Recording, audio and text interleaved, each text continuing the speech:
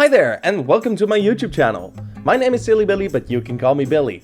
Odds are you haven't seen me around on here before, and that is because this will be my first ever video to the platform. But not to worry, I imagine by next week we have reached around 1 million subscribers, and then by next month I get invited to talk shows and such. I mean, that's how this works, right? And what better way to start off this road than to talk about total drama? This show has always been near and dear to my heart. The characters, their arcs and storylines, the challenges, and of course the everlasting, excruciating pain caused to the contestants. Lovely. But what makes Total Drama so fun to talk about is its varying levels of quality. Total Drama is a show of really high highs and really low lows. This is true for both the cast of characters as well as the seasons themselves, often going hand in hand. So today, for this very special first ever video on the Silly Billy channel, I wanted to go over all the seasons of the show, give my opinion on them and find out which season of Total Drama is the best. Okay, so turns out there's quite a lot to talk about when it comes to Total Drama, and figuring out which one is the best takes a while. In fact, it takes so long that I realized about halfway through writing this script that this video would be like 2 hours long. So instead, I decided to split this video up into not 1, not 2, but 7 different parts, in which we will focus on 1 season each. That means every day for the next week there will be a new video on this channel to find the best season of Total Drama. If that isn't the way to start a YouTube channel, then I don't know what is. Alright, we have got quite the road ahead of us, so let's stop lollygagging and get this show rolling. But before I begin, I want to remind you that this video is sponsored by... No, I'm just kidding. Oh, can you imagine if I start a YouTube channel and then, like, literally the first video I ever do is just a sponsorship deal? I'm sorry, that's just very funny to me. No, seriously, before I begin, I want to remind you that this video and all others in this series are entirely subjective. Some opinions are more widely shared across the internet and some are a bit more unusual, but they're all opinions nonetheless. If you do not agree with something in this video, that's entirely fine. You're entitled to your opinion just as much as I am entitled to mine. I'm really curious to know your opinion as well. You can leave that down in the comments, maybe. By the way, this series will only look at the main seasons of Total Drama as well as the spin-off season of The Redonkulous Race. I will not cover any of the Total Drama seasons as I haven't seen any of it and really don't intend on doing so. I've seen like 1 or 2 episodes and it's not really good. Obviously, a big spoiler warning for all the seasons up until this point. For any time travelers and future people watching, at the time of writing this there are 2 more seasons in production, but those haven't aired yet, so obviously I cannot include them in this review. I'll cover those once they're out. Maybe. Probably. Hopefully. Also, when I talk about the numbering of the season, I will do so like a normal person would. This means I will refer to Pakithew Island as Season 6, instead of Season 5.2 or something weird like that. And since we're on the topic of Pakithew Island... Number 7! Total Drama, Pakithew Island. Oh gosh, where to begin with this season? I'm glad this video is coming out on a Sunday, because we need a Sunday if we're going to talk about this dumpster fire. Total Drama Pakithew Island is the 6th installment of the Total Drama franchise, presented as some kind of latter half of a package deal together with All Stars. This season focuses on a 3rd generation of contestants on an all-new island, and it's not that good. Most of this season just completely falls flat. This season tries to top the others in ridiculousness, but loses all its ties with reality and what made the show so good in the progress. Let's start with arguably the most important part of any Total Drama season. The characters. Like the 2nd generation, the 3rd generation cast is significantly smaller than the 1st generation cast. Only this time, the sensible decision was made to introduce an even number of players, rather than Revenge of the Island's 13 contestants. Seriously guys, what was up with that? The Pakithew Island cast, like most of this season, is not that great. Most of the characters are underdeveloped and reduced to one-dimensional stereotypes. Not only that, but a lot of them act completely crazy and over the top. And Total Drama isn't new to having extreme characters, it's a cartoon after all. In fact, the craziness and cartooniness is often what sets Total Drama apart from regular survival shows on the television. So yeah, zany characters are often a welcome addition to the show, but not if they make up the majority of your cast. For comparison, imagine if all of Total Drama was filled with different degrees of Izzy. You got your smart Izzy, your cool Izzy, your mean Izzy, but they're all Izzy! A wacky character can be a great addition to a cast, but they should feel like the standout amongst a relatively normal cast. But in Pakithew Island, it's the other way around. There are only 3 relatively normal characters to the cast, 4 maybe if you want to count Sean, with the others all being complete nutcases. This gives the season a distinct feeling from the other seasons, but not in a good way. Let me show you what I mean with an example perfectly captured by one of Dave's quotes from the first episode. Can I vote for 4 people? This clip is obviously meant as a joke. Mosquak just lost their first challenge and they have to vote someone out. Dave wants to vote for 4 people because Beardo, Leonard, Sugar and Ella all acted like complete idiots during the challenge. Dave isn't the only one to think this. The audience does too. Only difference is that they also think it of Dave, who's only simping over Sky and complaining about all the others. That's a perfect 5 out of 7 people just acting, well, weird. And this perfectly reflects both teams for the rest of the season. A lot of these people fail to give off the impression that they're actually capable of being in the show and winning it. And this has the unfortunate consequence that it loses a lot of excitement. Whereas earlier seasons had loads of good options when it comes to finalists, this season only has a couple of people that could feasibly take the win. Yeah, the 2 people that Dave thinks are decent enough not to vote for, yeah, those are your finalists. Big shocker, right? But having a lot of characters that are unlikely to win is not the only way this show loses tension. The characters that are here have hardly any interaction with one another, to the point where this season almost resembles one of those elimination order my way videos on YouTube. You know the ones, right? Those videos that just feature an elimination order without plot or character growth.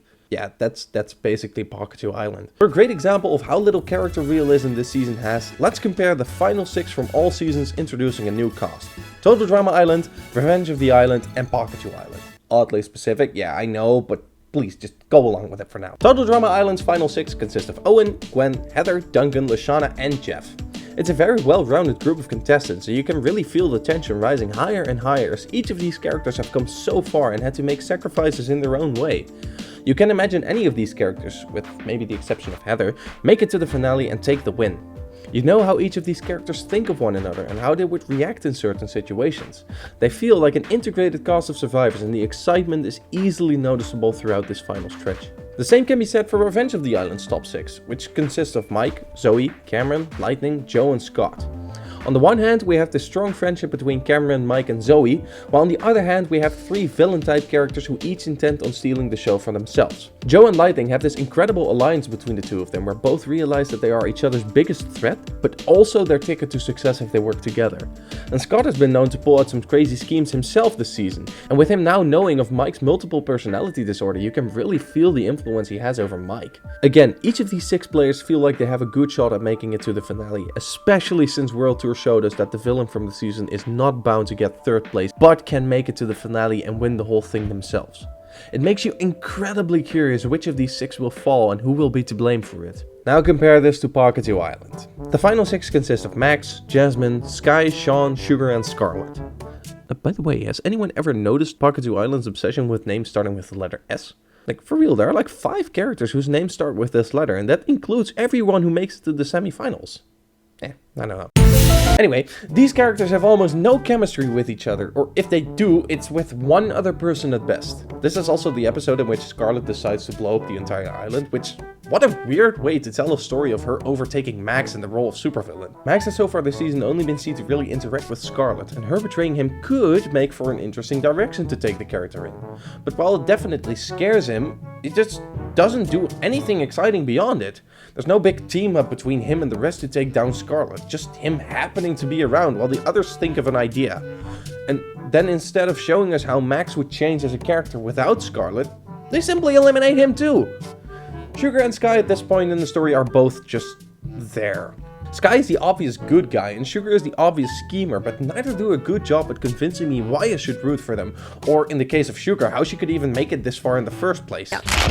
And then there's Sean and Jasmine, who, yes, have the most interesting dynamic of them, but even still, their relation stays between them and them alone, and neither really interact with other contestants. Sky and Sean eventually end up in the finale together, and there's just no chemistry here.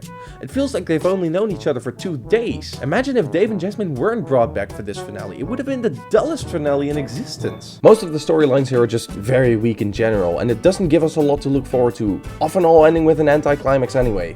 One such example is Sammy's story arc, with her getting rid of Amy. It could have been a really cool story, but they abruptly ended 2 episodes later. Sammy and Jasmine are shown to bond, but as soon as Amy returns, Jasmine can only spit out this one line. Ooh, this is bad. And then does absolutely nothing to help Sammy in any way.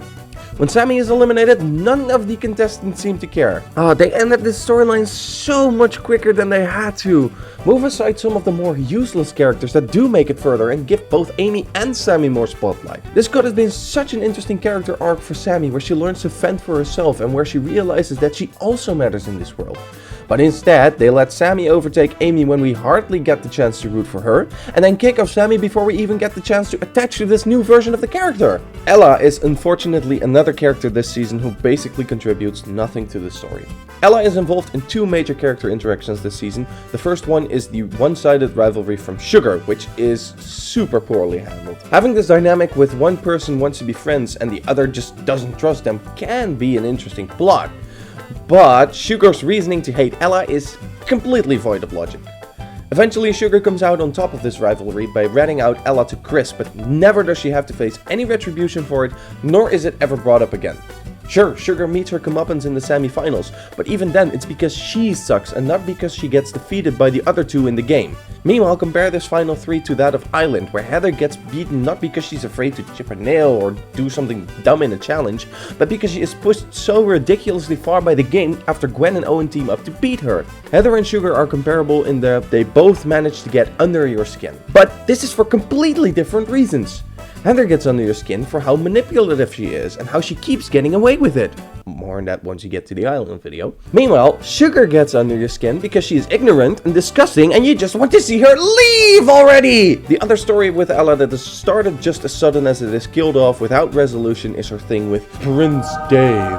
This story beat goes absolutely nowhere and it's just annoying to watch. That's 2 out of 2 storylines Ella partakes in that are just not fun to watch, which is unfortunate because I think the character definitely could be used for good stories. Oh god. Oh no, I have to talk about Dave now, don't I? Oh. Dave is easily and by far the worst character of Total Drama. Not just this season, but the entirety of it. This character legitimately makes my blood boil when I'm watching the show. I have caught myself on numerous occasions literally pinching myself out of frustration by this character. I could probably write an entire video on him alone, but to spare you, and especially myself, from that pain, I will condense all my hate into just 5 criticisms. That's it. No more. No more words on Dave. 5 criticisms. Go. Number 1. Dave whines and cries more than your average newborn. Number 2. Dave is probably the worst role model someone could be when it comes to relationship advice and dealing with rejection. Number 3. Fear of contamination can be a serious issue for some people, but with Dave, it's just introduced to just have yet another annoyance for him to deal with. This guy knows perfectly well what he gets himself into if he signs up to a survival-based program. Number 4. Dave even brings down the other characters and breaks immersion by how he keeps complaining about the absurdity of his teammates. Basically, he serves as a constant reminder that even the characters in-universe think the behavior is weird, and it simply highlights the bad writing seeping throughout this season. If they would have gone all out on the ridiculousness, I think it would have been far less of an eyesore than with Dave reminding us how none of the Pakithew contestants even remotely resemble real-life people. Number 5. Dave voting himself off means that even his elimination doesn't bring me any satisfaction because it is exactly what he wants if this guy dumps him! Who greenlit this character? Honestly, who looked at this atrocity and thought, yep, exactly what this season needs? And speaking of Dave, his entire will they won't they with Sky is just so bad. Dave is terribly annoying, and the fact that Sky seems to be into him makes no sense whatsoever. But not only that, the conclusion to this story is that Sky apparently has a boyfriend. What? This comes completely out of nowhere. Sky is said to have a but, which she never gets the chance to express, but there are so many times where this boyfriend thing is just not mentioned because they wanted to have a plot twist later on. Okay, I kind of flirt with Dave sometimes.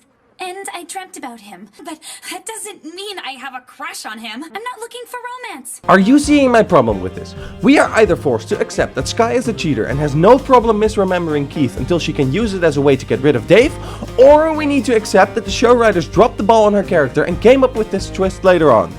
Neither are good options. By the way, Sky is the single most bland character in total drama history, and yes, that includes the geniuses from the Redonkulus race. Even they have more personality than whatever this is. But it's not just the characters where this season drops the ball. Something I noticed while rewatching this season, and which I haven't seen other people mention before, is how rushed this season feels. Total Drama has always been a show that focuses on character interactions, but especially in the earlier seasons there was plenty of room for this outside of the challenges themselves. Total Drama Island has their characters spend a lot of time in the mess hall during breakfast, and there's always something happening here without the rush to win. World Tour has the long flights between episodes where characters get the opportunity to bond and create tension with each other. Pakithew Island has almost none of this. We occasionally see the characters in their homes and we get glimpses of them trying to survive on the island, mostly in the form of the Sammy Jasmine storyline where they talk while picking berries, but most of the content of this show is in the form of its challenges. And this is just such a waste because never before did the characters need to survive on an island like this on their own. It could have made for an interesting story dynamic, especially since we also set up Dave to have fear of contamination. So many small story beats could have been told with this gimmick, yet they act on none of them. Also, have you noticed how none of the characters here have swimwear or nightwear? The only exception to this is Sammy for some reason.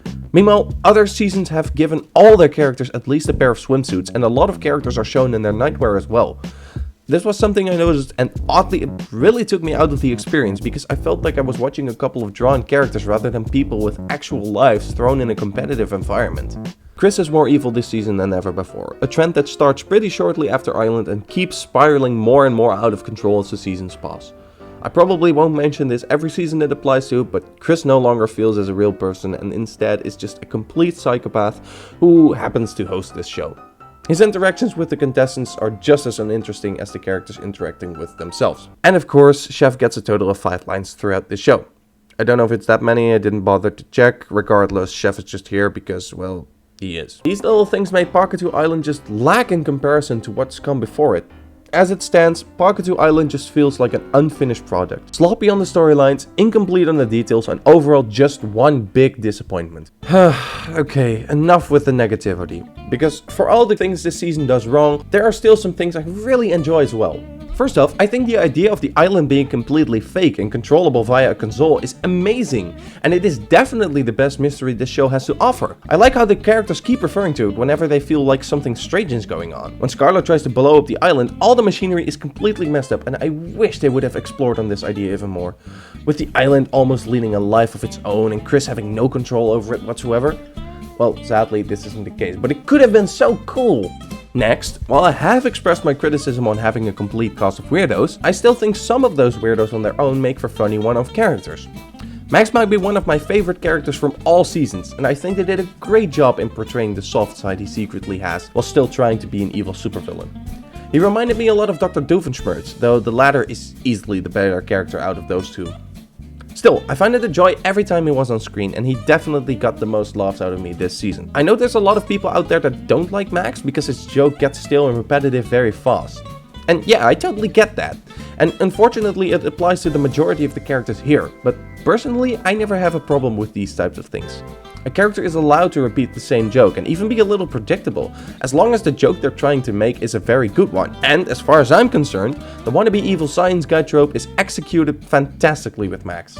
I just imagine this little dude that is obsessed with comic books and thinks he would make for a great supervillain whilst having his mother bring him a hot cup of cocoa with whipped cream and sprinkles. He wants an evil lair, yet is scared of bats. He wants to behave menacingly, yet talks very polite to everyone. He wants us to believe that he cares for nobody, yet is unwilling to give up a baby because he finds it too cute. That's just good stuff, man. I thought Scarlet was set up as a pretty good twist villain, up until the point where she actually goes mad. With more subtlety, I think her overtaking Max could have been a great story. Imagine her actually putting the blame on Max and getting him eliminated, then secretly continuing sabotaging her time a la Scott. It's just a shame that they felt the need to make Scarlet one-up Max and wannabe evilness. With a bit of tweaking, Scarlet could have been this mysterious evil character that sabotages the campers from the shadow whilst putting the blame on others. In that state, she could definitely have been the main antagonist of this season, and they wouldn't have to resort to making Sugar the main villain at the last minute. I had a pretty fun time watching Topher as well. I think they handled his obsession to rivalry story pretty good, and I remember actively rooting for Topher at the time watching it. Although he is very self-centered, the character has a lot of charisma, and I just loved how annoying he could get. He also has some of my favorite one-liners from the season. Everybody brings something good, okay? I'll bring my face! Sean's zombie obsession could get pretty repetitive from time to time, but I like the creative ways they kept finding to bring it up. Especially when Sean has to face down an entire army of Chris robots. Now that scene was hilarious. Sean probably wouldn't be finale material if he had competed in other seasons, but since Pakithew Island doesn't have a lot to stand on its own, Sean is a fine choice to take to the win. His arc with Jasmine is pretty great, and speaking of Jasmine, she is probably the most total drama-y character out of the bunch. What I mean by this is that Jasmine feels normal enough to blend in with the original cast of characters. She's kind, but very tall, and because of that, people quickly find her intimidating. I'm amazed Jasmine didn't get to be in the finale. Ideally, she would be there along with Sean, but after Revenge of the Island's male-only finale, I feel like a female-only finale is due at some point. And Sky vs Jasmine could have fitted that slot pretty well in my opinion. Heck, even Rodney made me laugh, and the predictability of his joke made it even better. Too bad they made it such a huge story beat in the episode with Clucky and not just more of the same random joke. And speaking of Clucky, she might be my favorite non-competing side character in the show. The way she snaps had me laughing out loud. Alright, so all in all, Pakithew Island just screams missed potential. It isn't all bad, but most of it is. This season could have definitely used the 26 episodes instead of 13, but I guess the other 13 episodes had already gone to All Stars, seeing as they decided that All Stars and Pakithew would together be season 5. Oh well. Pakithew Island might have gotten away with being mediocre if Total Drama All-Stars would have been amazing. But that is going to wrap it up for today. Woo! First video in the pocket! If you enjoyed what you watched, well, maybe consider leaving a like. I'm really curious to read your reactions in the comments, and yes, I will be reading the comments of these videos. Rookie mistake, I know, but I will risk it for you guys. Tomorrow, I will be back with the second video in this series, which may or may not be All-Stars.